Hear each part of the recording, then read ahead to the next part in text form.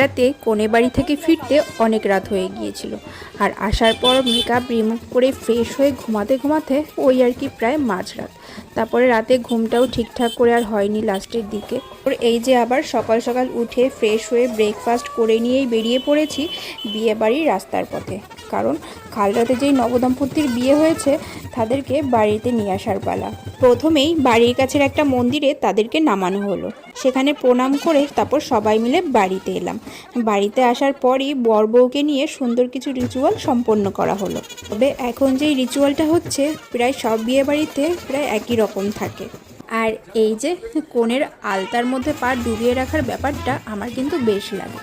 তারপর বউকে নিয়ে ঘরে ঢোকার সময় শুরু হলো আরেক হাঙ্গামা। বাড়ির সবাই দরজা আটকে দিল।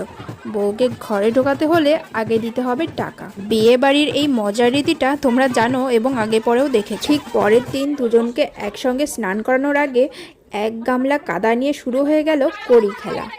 এটি মূলত একটি ফাইন্ডিং গেম।